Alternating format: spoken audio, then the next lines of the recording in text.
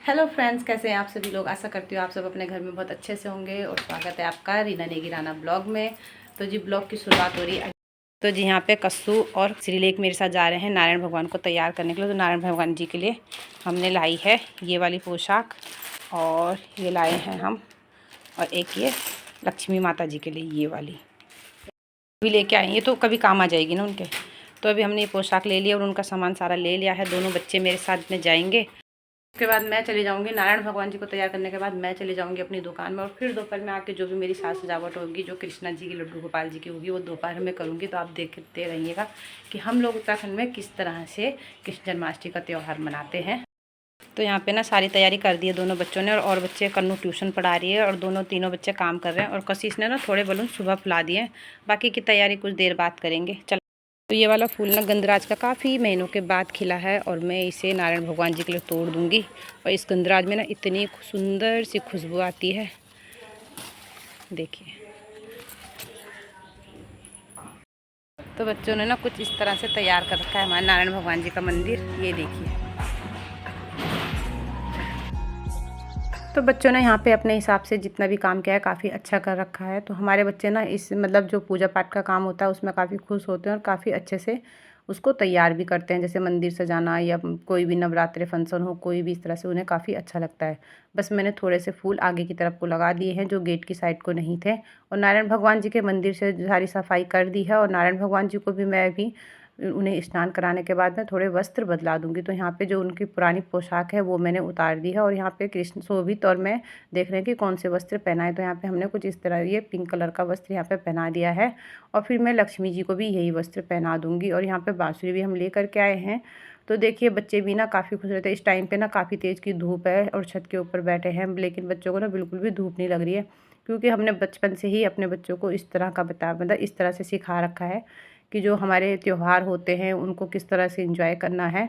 तो ये चीज़ें सब हम बड़ों को ही सिखानी होती है, ताकि आगे चल के हमारे बच्चे भी इनको सीख सकें, और अब बड़े होने में जब वो बड़े होना तो काफ़ी अच्छे से ये त्यौहार सेलिब्रेट कर सके। तो देखिए जी यहाँ पे हमारे नारायण लक्ष्मी भगवान जी भी एकदम तैयार हो गए हैं।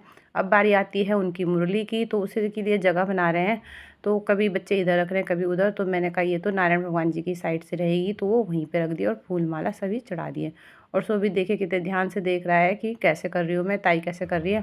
तो आगे चल के बच्चे भी कुछ इसी तरह से पूजा पाठ करते हैं। तो ये हमारा काम होता है बच्चों को इस तरह के संस्कार देने।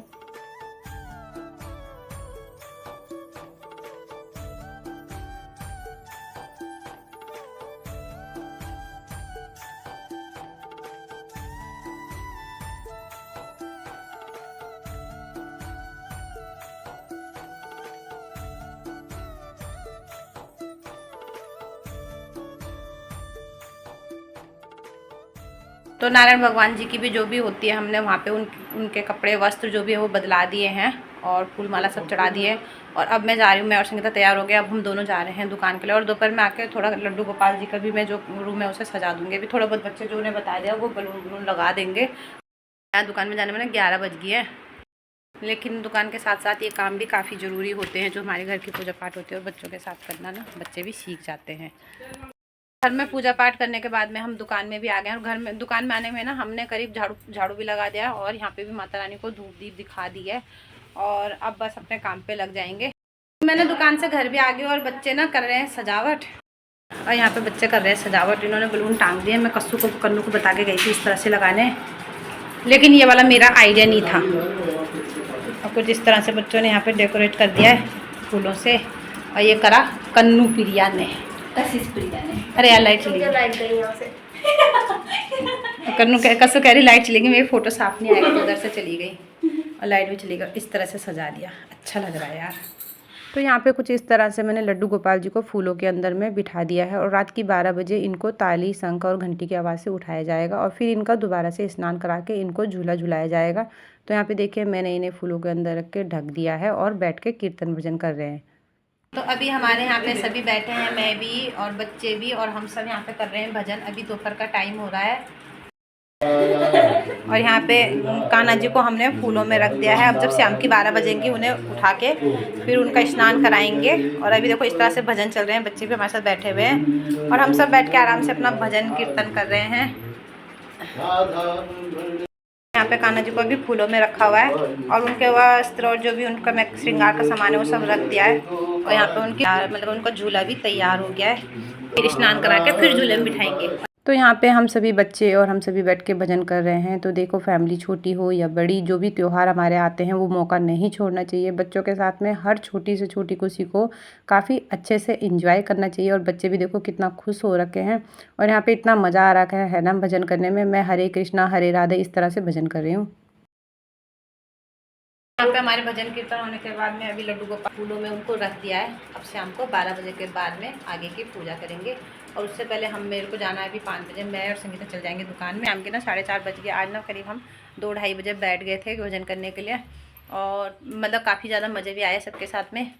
तो फिर अब बनाएगी कन्नू बनाएगी चाय, कन्नू चाय बनाएगी और मैं चाय पी के फिर चल जाऊँगी अपनी दुकान में, क्योंकि दुकान भी देखनी होती है। उसके बाद में जो बच्चे आगे हैं थोड़ा बहुत जो खाना बनाएंगे तो ठीक है, नहीं बनाएंगे तो मैं आके बना दूँगी।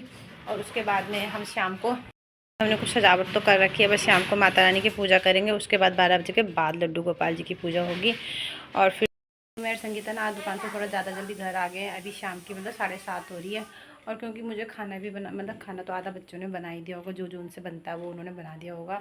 और जो उन्हें नहीं आता है वो मैं बना दूँगी। तो इसलिए मेरे संगीता ना आज त्यौहार है तो थोड़ा जल्दी घर आ गए थे। तो दुकान से घर आने के बाद में मैंने यहाँ पे आलू मटर की सब्ज़ी बना दूँगी और मखाने की खीर। तो मैं फटाफट से अपने काम पे लग गई और आलू भी मैंने बॉयल कर दिए हैं। और उसके साथ साथ जो हलवा है और सारी सब्जियाँ वो भी बन के तैयार हो गई हैं। बस ये जो मेरा है अब मखाने की खीर बनानी बाकी रह गई और थोड़ी देर में पूरियाँ बना दूँगी। मैंने आधा खाना बना देना। मैं यहाँ पे आलू छील रही हूँ और इसे मैंने सोचा ये खाना बनाएगी, ये भागी। कहाँ गई रे तू? मधुबन चलेगी थी आश्रम घूमने के लिए। तो वहाँ भी आज ही मना रहे ना कन्नू। यहाँ पे बैठे हुए क्योंकि गर्मी हो रही है बहुत ज़्यादा। कसुना मधुबन आश्रम की वीडियो दिखा रही है।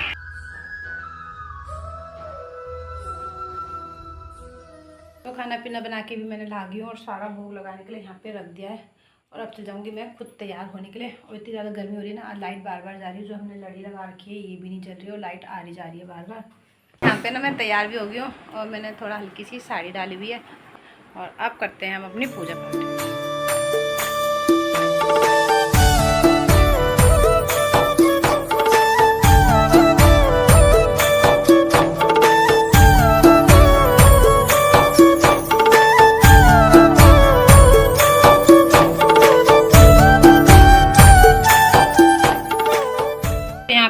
ये जो मैंने खाना बनाया वो भी मैं लेकर के आ गई हूँ। इसमें है आलू की सब्ज़ी, भिंडी की सब्ज़ी, मखाने की खीर, हलवा और ये है हमारे अरबी के पत्तों का पत्यूर और ये है रायता और पूरी और कुछ वो रखे हैं इसमें ड्राई फ्रूट। और यहाँ पे तैयारी कर दी है। जब कान्हा जी को हम मतलब फूलों से उठाएंगे, उनको स्नान करवाएंगे तो पंचामृत, दूध, दही और माखन मिश्री उनको भोग लगाने के लिए तो सारी तैयारियाँ मैंने कर दी है। यहाँ पे हल्दी भी रखी हुई है। और जैसे ही 12 बजेंगी ना लड्डू गोपाल जी को हम उठा देंगे। और मेरी दोनों बेटे यहाँ पे बैठ के इंतज़ार कर रही हैं। और बेटा भी मेरा आ गया एकदम चकाचक कुर्ता पहन के। और मैंने नहीं ये सब सो रहे थे लेकिन मैंने ना ज़बरदस्ती उठा के ना बिठा रखा है, क्योंकि एक ही दिन तो उठना है कान्हा जी कृष्ण भगवान जी के लिए। तो गर्मी तो हो ही रही है, आज गर्मी बहुत ज़्यादा हो रही है। कृष्ण बोल रहा है कि आज गर्मी हो रही है अभी। तो ये ना अभी से उठा रहे हैं, अभी मत उठाओ।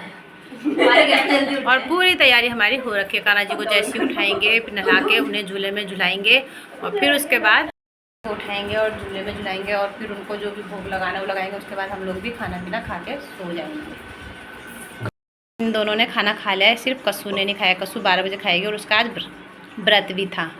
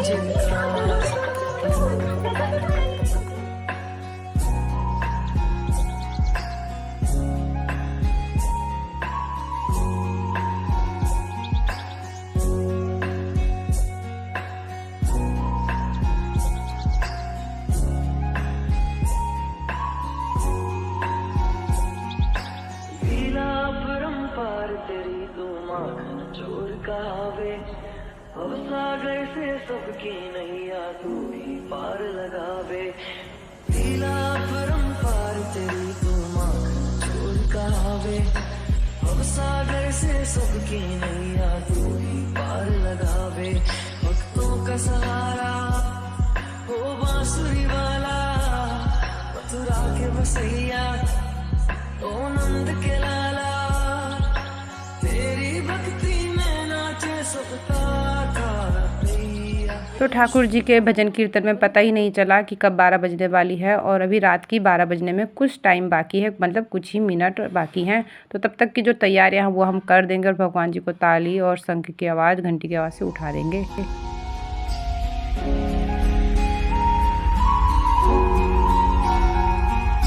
श्री कृष्ण गोविंद हरे मुरारी, हे नाथ नारायण वासुदेवा। श्री कृष्ण गोविंद हरे मुरारी, हे नाथ नारायण वासुदेवा। देवकी नंदन तुमको बंधन रखते सबकी लाज, सबके स्वामी अंतर्यामी पूरन कीजिए काज।